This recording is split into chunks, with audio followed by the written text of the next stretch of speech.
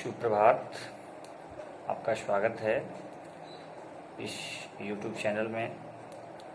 मैं Chandrashekhar Roy, assistant professor, Kashi Sahu college Seraikela, department of history, Kolhan university.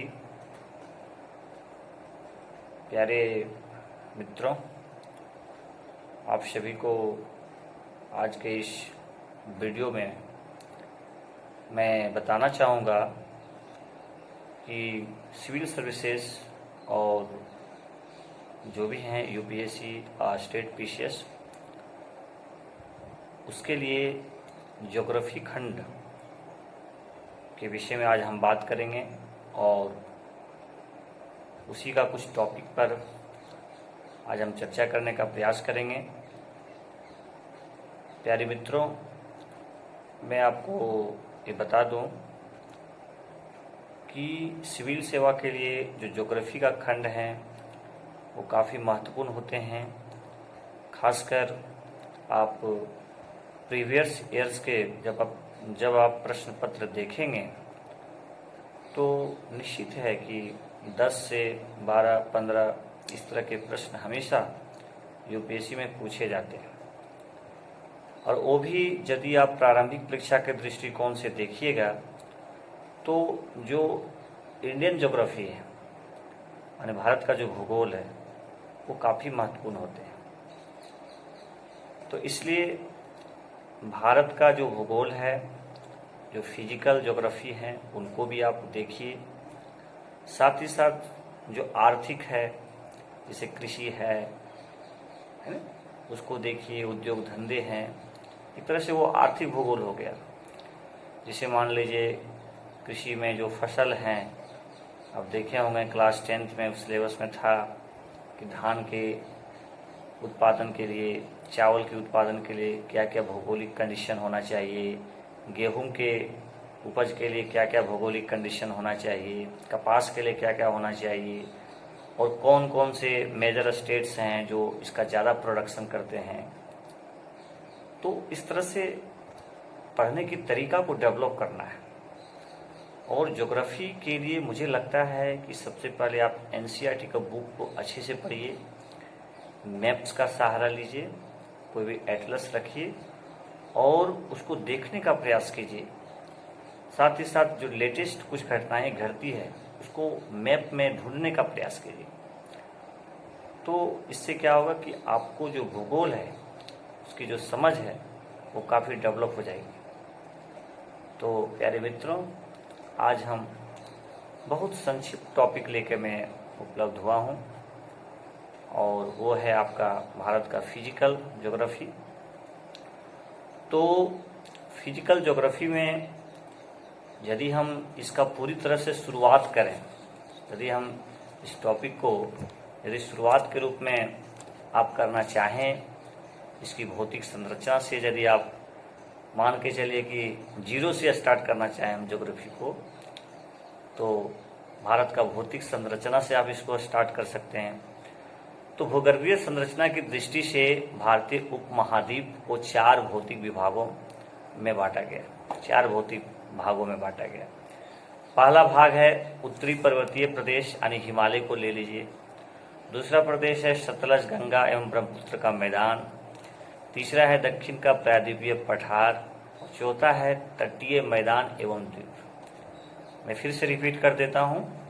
भूगर्भीय संरचना यानी भौगोलिक जो संरचना है उसके अनुसार से दृष्टि से भारतीय उपमहाद्वीप को 4 भौतिक भागों में बांटा जा सकता है। पहला हो गया आपका उत्तरी पर्वतीय, है ना, उत्तर का जो पर्वतीय है प्रदेश यानी हिमालय को ले लीजिए। दूसरा है सतलज, गंगा, ब्रह्मपुत्र का मैदान। तीसरा है आपका दक्षिण का प्रायद्वीपीय पठार और चौथा है तटीय मैदान एवं द्वीप। ये 4 भौतिक भागों में बांटा गया है। अब हम लोग बात करते हैं कि इसके उत्पत्ति क्या हुआ, उस पर कोई ज़्यादा डीपली हम इस पर कंसेप्ट नहीं करेंगे अभी। खासकर आपको जो प्रारंभिक दृष्टिकोण से है ना, और प्रारंभिक परीक्षा के लिए जो टॉपिक आपके लिए महत्वपूर्ण है उस पर हम चर्चा करने का प्रयास करेंगे। सबसे पहले समझिए कि उत्तरी पर्वतीय प्रदेश के बारे में हम चर्चा कर लेते हैं। तो उत्तरी पर्वतीय प्रदेश को 3 भागों में बांटा जा सकता है। पहला है ट्रांस या तिब्बत हिमालय प्रदेश, दूसरा है हिमालय पर्वतीय प्रदेश, जो तीसरा है पूर्वांचल की पहाड़ियाँ। यानी उत्तर पर्वतीय प्रदेश को आप 3 भागों में बांट सकते हैं। पहला है ट्रांस या तिब्बत हिमालय प्रदेश, दूसरा है हिमालय पर्वतीय प्रदेश और तीसरा है पूर्वांचल की पहाड़ियाँ। अब हम लोग बात करते हैं पहला, ट्रांस या तिब्बत हिमालय प्रदेश। इसका अधिकांश भाग तिब्बत में स्थित होने के कारण इसे तिब्बत हिमालय प्रदेश भी कहा जाता है। इसका निर्माण जीवाश्म वाले समुद्री अवसादों से हुआ है। जीवाश्म पता ही है आपको, जमीन के अंदर जो होता है जीवाश्म है। और इसकी निचली परत टर्सरी ग्रेनाइट से बनी है, ग्रेनाइट चट्टान है ना। इसका मुख्य विस्तार देखिए, ट्रांस और तिब्बत हिमालय प्रदेश का मुख्य विस्तार कहाँ का है? जम्मू कश्मीर राज्य है ना। जम्मू कश्मीर राज्य में हिमालय के उत्तर में है।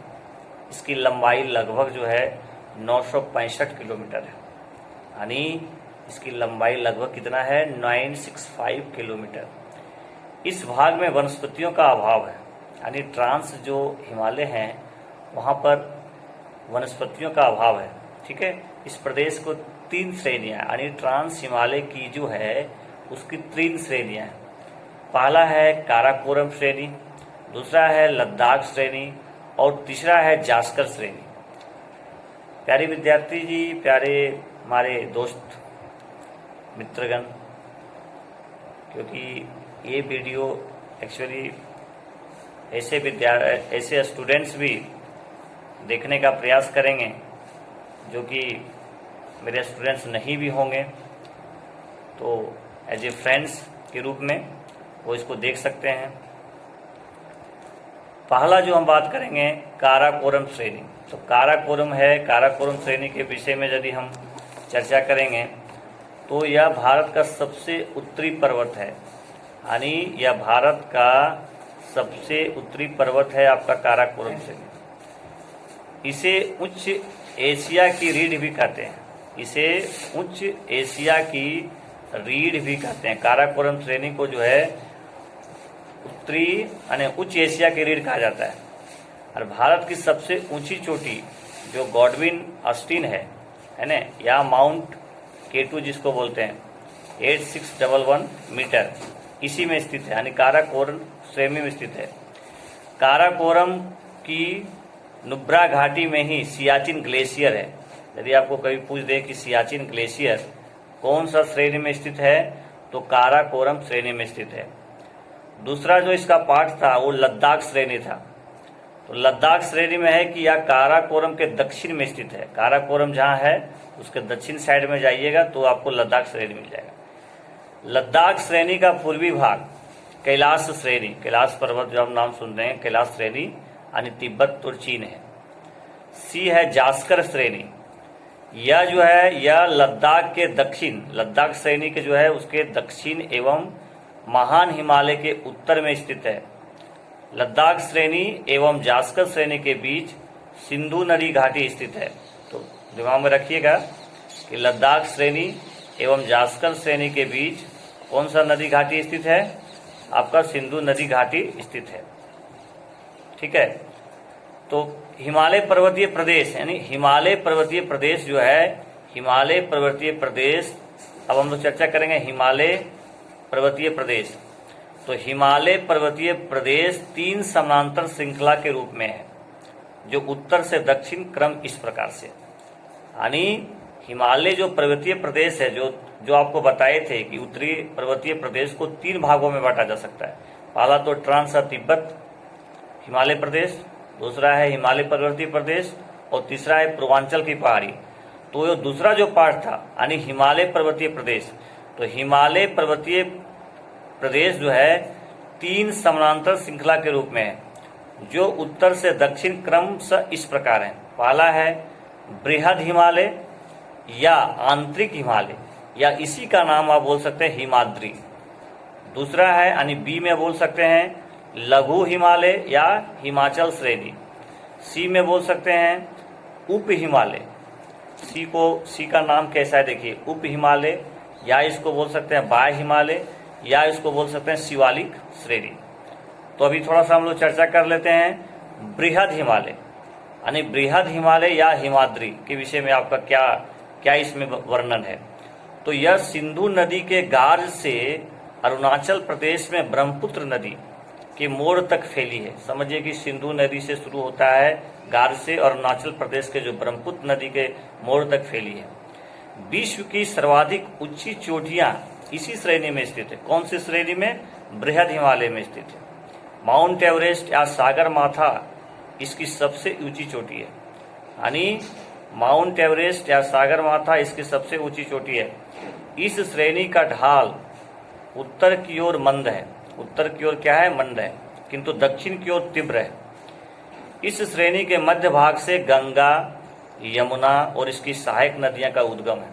यानी कहने का मतलब है कि ये जो श्रेणी है इसी के जो मध्य भाग है वहीं से आपका गंगा, यमुना और इसकी सहायक नदियों का उद्गम है, यानी यहीं से वो निकलती है। इसी श्रेणी को काटकर सिंधु, ब्रह्मपुत्र एवं अलकनंदा ने पूर्ववर्ती घाटियों का निर्माण किया है। पूर्ववर्ती घाटी का जो निर्माण होता है इसी को काट करके यह नंगा पर्वत से लेकर नामचा पर्वत तक का एक पर्वतीय दीवार के रूप में फैला हुआ है। देख लीजिए, नंगा पर्वत से लेकर शुरू होता है, नामचा पर्वत तक एक पर्वतीय दीवार के रूप में फैला हुआ है। कौन सा? बृहद हिमालय। यानी बृहद हिमालय बहुत ही बड़ा पर्वतीय श्रेणी है। अब हम लोग बात करेंगे इसमें, देखिए इसी में चीज है एक पूर्ववर्ती नदी। यदि हम बृहद हिमालय का चर्चा कर रहे थे उसी में थोड़ा सा हम लोग देखेंगे पूर्ववर्ती नदी। तो ये वे नदियां हैं जिनका निर्माण स्थल खंड में उत्थान के पहले हो चुका था।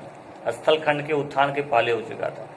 यदि नदी के मार्ग में स्थल खंड का उत्थान होता है तो पूर्ववर्ती नदी ऊंचे उठे हुए स्थल खंड को काटकर अपने पुराने मार्ग एवं घाटी को सुरक्षित करते हैं। अब यहाँ थोड़ा सा देख लेना है कि हिमालय का सर्वोच्च शिखर जो आपका है माउंट एवरेस्ट, ठीक है, वो इसी के रेंज में है। भारत का सर्वोच्च शिखर जो है, भारत का सर्वोच्च शिखर, ये तो मैं आपको पहले बताया था हिमालय का सर्वोच्च शिखर, वो तो हो गया आपका माउंट एवरेस्ट। उसके बाद भारत का सर्वोच्च शिखर जो है वो K2 है, गॉडविन अस्टीन। वर्तमान में यह पाक अधिकृत कश्मीर का अंग है, और जिसको बोलते हैं POK, वो उसी का अंग है आपका माउंट K2 जिसको बोलते हैं, गॉडविन अस्टीन। भारत में स्थित हिमालय की सबसे ऊंची चोटी, भारत में यदि कोई हिमालय का स्थित है तो उसकी सबसे छोटी है ऊंची चोटी कंचनजंगा, जो सिक्किम और नेपाल के बीच स्थित है। ध्यान दीजिएगा, इसको मैं रिपीट करता हूं कि भारत में स्थित जो हिमालय की सबसे ऊंची चोटी है वो है आपका कंचनजंगा। ये कहाँ है? तो सिक्किम और नेपाल की सीमा पर स्थित है आपका कौन? कंचनजंगा। अब देखिए थोड़ा सा महान हिमालय या बृहद हिमालय में पूर्व की तुलना में देखिएगा पश्चिमी भाग में हिमरेखा की ऊंचाई, यानी जो हिमरेखा है बर्फ वाला, उसकी ऊंचाई अधिक है। तो इस पॉइंट को खासकर यूपीएससी का परीक्षा जब दीजिएगा तो उसमें थोड़ा सा इस तरह का लैंग्वेज वाला प्रश्न रहता है कि कहाँ पर किसकी ऊंचाई अधिक है, किसकी ऊंचाई कम है। तो महान हिमालय या बृहद हिमालय में पूर्व की तुलना में, यानी पूरब की तुलना में पश्चिमी भाग में हिमरेखा की ऊंचाई अधिक है। इसका कारण पश्चिमी भाग का अधिक शुष्क होना, पश्चिमी भाग का अधिक शुष्क होना। शुष्क मतलब समझते ही होंगे, जो गर्म टाइप का होता है, शुष्क है ना। तो इस प्रकार से हम लोग आज देखने का प्रयास कर रहे हैं कि ये उत्तरी पर्वतीय प्रदेश को कैसे 3 भागों में बांटा गया और कौन कौन सा पार्ट है, ठीक है।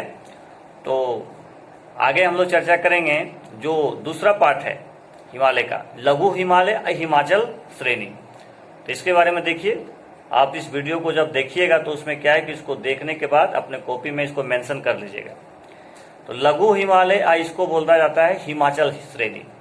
इसका विस्तार मुख्य हिमालय के दक्षिण में, यानी मुख्य हिमालय के दक्षिण भाग में। इसकी चौड़ाई 80 से 100 किलोमीटर के बीच है तथा इसकी औसत ऊंचाई 3700 से 4500 मीटर के बीच है।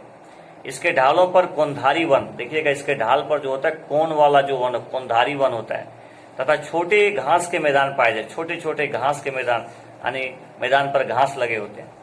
इन्हें कश्मीर में है ना मर्ग, गुलमर्ग, सोनमर्ग, उत्तराखंड में बुग्याल और प्यार तथा मध्यवर्ती भागों में हुआर इस तरह का, एवं टून है ना, इस तरह का नाम इसको बोला जाता है, टून कहा जाता है। विवर्तनिकीय दृष्टि से यह हिमालय प्राय शांत है। विवर्तनिकीय दृष्टि से देखिएगा, जो टकराता है, हिलता है, उसके दृष्टिकोण से देखिएगा तो ये जो हिमालय आपको आप देख रहे हैं, लघु हिमालय, वो बहुत शांत है। भारत के प्रसिद्ध स्वास्थ्यवर्धक स्थान, यहाँ पर एकदम बहुत बढ़िया बढ़िया शहर बसा हुआ है, जैसे शिमला, मसूरी, नैनीताल, रानीखेत, दार्जिलिंग आदि लघु हिमालय के निचले भाग में, अर्थात लघु हिमालय और शिवालिक श्रेणी के बीच स्थित है।